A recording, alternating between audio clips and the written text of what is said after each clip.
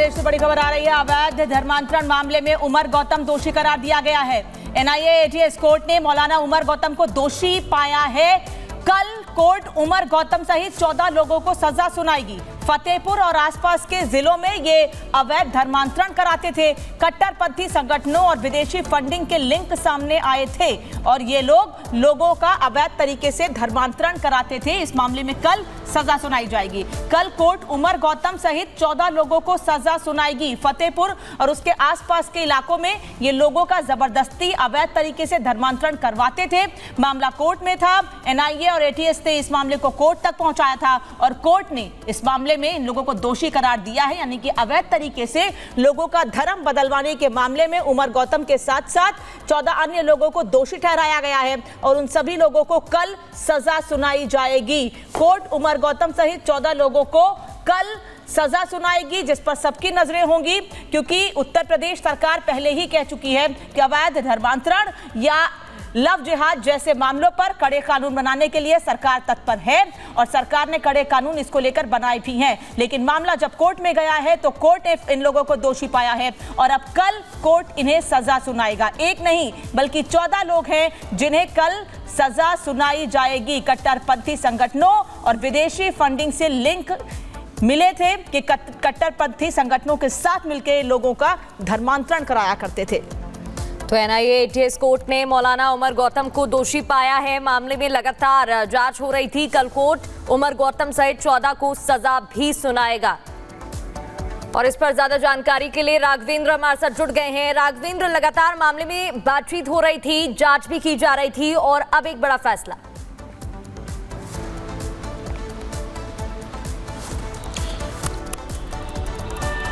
देखिए ये जो मामला है बेहद ही संवेदनशील, बहुत ही गंभीर मामला है। जिस तरह से ये लोग अवैध धर्मांतरण के कार्य में संलिप्त थे, जिस तरह का यह मामला निकल कर आया है, कोर्ट ने इनको दोषी मान लिया है। 14 लोग हैं, एक लोगों को स्टे मिल गया है, 14 लोग इसमें दोषी पाए गए हैं। कल सजा का ऐलान होगा। लेकिन जिन गंभीर धाराओं का जिक्र है इस पूरे मामले में, तो कहीं न कहीं 10 साल से कम की सजा नहीं मिलने जा रही। 10 साल से लेकर इनको उम्र कैद तक की सजा सुनाई जाएगी और कल यह कोर्ट में कंफर्म हो जाएगा कि आखिर जिस काम में लोग संलिप्त थे, जिस तरह से लोग देशद्रोह का काम कर रहे थे, धर्मांतरण का काम कर रहे थे, जबरन इस तरह का काम कर रहे थे, कानून के खिलाफ काम कर रहे थे, इन सभी मामलों में कोर्ट कल इनको सजा का ऐलान करेगी। दोषी सिद्ध हो गए हैं। अब देखने वाली बात होगी कि कल 10 साल से लेकर उम्र कैद तक का जो ये प्रावधान है, जो धाराएं लगी हैं, खतरनाक धाराएं जो इसमें लिखी गई हैं, उसके अनुसार 14 लोगों पे किस तरह का सजा का ऐलान होगा। जी बिल्कुल देखने वाली बात रहेगी। बहुत बहुत शुक्रिया आपका तमाम जानकारी साझा करने के लिए।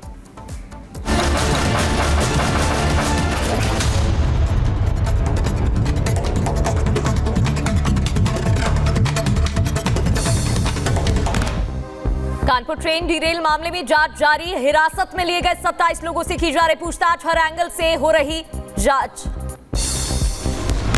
कानपुर ट्रेन मामले में हिस्ट्री शूटर का नाम आया सामने। घटना के दिन मौके पर दिखा था शाहरुख। तलाश में जुटी पुलिस की टीम।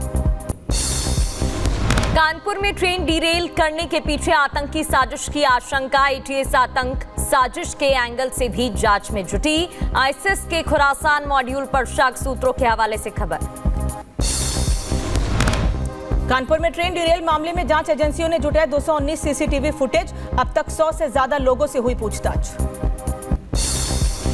सिलेंडर डिलीवर करने वाले लोकेशन की भी जांच कर रही है एजेंसी। रविवार को शिवराजपुर में ट्रैक पर सिलेंडर रखकर कालिंदी एक्सप्रेस को डिरेल करने की थी साजिश। राजस्थान के अजमेर में मालगाड़ी को डिरेल करने की रची गई थी साजिश। रेलवे ट्रैक पर 70 किलो के सीमेंट ब्लॉक आए नजर। मामले की पुलिस ने एफआईआर दर्ज कर ली है। और यूपी के मिर्जापुर में ट्रेन से टकराया अज्ञात वस्तु। स्लीपर बदलने के दौरान ट्रेन से टकराया पत्थर। रेलवे पुलिस फोर्स ने किया दावा। बहराइच में पकड़ा गया एक और भेड़िया। वन विभाग की टीम के हथे चढ़ा 5वां भेड़िया। लाठी डंडों से किया गया काबू। भेड़िए को पकड़ने के लिए वन विभाग को करनी पड़ रही कड़ी मशक्कत। अब तक 10 लोगों को निशाना बना चुके थे भेड़िए। अभी एक और भेड़िए की तलाश जारी। उत्तर प्रदेश के बहराइच में 5वें भेड़िए को वन विभाग के दफ्तर लाया गया। 6ठे भेड़िए की तलाश में टीमों की तलाश अभियान जारी। और भेड़िए के पकड़े जाने पर बोली वन अधिकारी रेणु सिंह, कहा कड़ी मशक्कत के बाद मिली सफलता, जल्द ही छठे भेड़िए को पकड़ा जाएगा। मध्य प्रदेश के सीहोर में आदमखोर भेड़िए ने 2 लोगों पर बोला हमला, सीसीटीवी कैमरे में रिकॉर्ड हुई घटना, घायलों को अस्पताल में कराया गया भर्ती। और यूपी के पीलीभीत में बाघ के निशाने पर एक किसान खेत की रखवाली कर रहा था, किसान इस दौरान किया अटैक। उत्तर प्रदेश के सीतापुर में सीआर ने युवक पर बोला हमला, लोगों ने सीआर को भेड़िया समझकर मौत की घाट उतारा। घटना की जानकारी मिलने पर पहुंची वन विभाग की टीम। यूपी के हरदोई में शख्स पर भेड़िए ने किया हमला, शख्स ने भेड़िए को मौत की घाट उतारा, मौके पर पहुंचा वन विभाग। उत्तर प्रदेश के कुशीनगर में पागल सीआर ने 6 लोगों को बनाया निशाना, गांव के लोगों ने भेड़िया समझकर सीआर को मौत के घाट उतारा, वन विभाग ने सीआर के शव को कब्जे में लिया।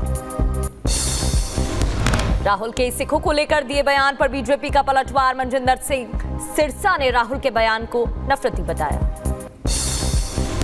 राहुल के सिख वाले बयान पर रिपब्लिक भारत से बोले केंद्रीय मंत्री हरदीप पुरी का सिख होने पर मुझे गर्व, राहुल ने की गलत बयानबाजी। I am a very proud Sikh. और ये राहुल गांधी अगर ऐसे करेगा, उनको किसी सिख को डर लगता है, उनसे पूछा जाए भाई कहां पे, किसने आपको ये एविडेंस दिया। विदेश में राहुल गांधी के दिए बयान पर केंद्रीय मंत्री गिरिराज सिंह का हमला, कहा ज्ञानी ज्यादा देते हैं ज्ञान। गाली मत दें, इस बार तो 99 पहुंचा दिया, अगले बार 9 पर उतार के रख देगा।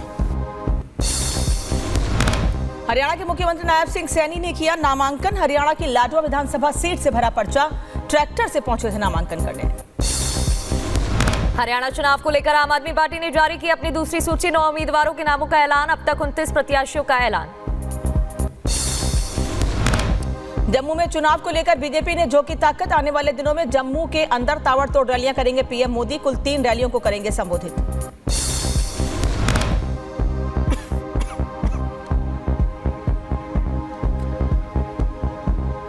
जम्मू में चुनावी माहौल के बीच बोले केंद्रीय मंत्री अनुराग ठाकुर, कहा जम्मू में हमारे पक्ष में दिख रहा भारी समर्थन, धारा 370 हटने से लोगों में आया बदलाव। में देखने को मिला है कि धारा 370 हटने से जम्मू कश्मीर के हालात कैसे बदले। लखनऊ में नियुक्ति पत्र वितरण कार्यक्रम में शामिल हुए सीएम योगी आदित्यनाथ, कार्यक्रम के दौरान सीएम योगी ने जलवायु परिवर्तन को लेकर चिंता जाहिर की। लखनऊ लोक भवन में पंडित गोविंद वल्लभ पंत की जयंती पर कार्यक्रम आयोजित किया गया, सीएम योगी ने अर्पित किए पुष्प, मौके पर बीजेपी के कई नेता और मंत्री मौजूद रहे। उत्तर प्रदेश राज्य महिला आयोग की उपाध्यक्ष अपर्णा यादव ने सीएम योगी से की मुलाकात, दोनों के बीच हुई शिष्टाचार भेंट। 12 सितंबर को होगी योगी सरकार की मंत्रिपरिषद की बैठक, विभिन्न विभागों के महत्वपूर्ण प्रस्तावों पर लग सकती मोहर।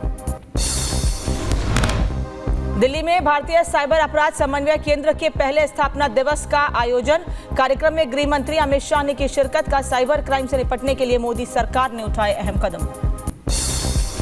हरियाणा के सीएम नायब सिंह सैनी ने लाडवा विधानसभा में अपने चुनावी कार्यालय का उद्घाटन किया, हवन यज्ञ से सीएम की पत्नी भी मौजूद रही। जब शुरुआत की गई कार्यक्रम की, सीएम ने सभी कार्यकर्ताओं को शुभकामनाएं दी। पुणे में तंजावरचे मराठी पुस्तक के विमोचन कार्यक्रम में शामिल हुए आरएसएस प्रमुख मोहन भागवत, मौके पर कई गणमान्य लोग मौजूद रहे। और कार्यक्रम के दौरान बोले मोहन भागवत, कहा कुछ तत्व भारत का विकास नहीं चाहते हैं, लेकिन हमें डरने की जरूरत नहीं।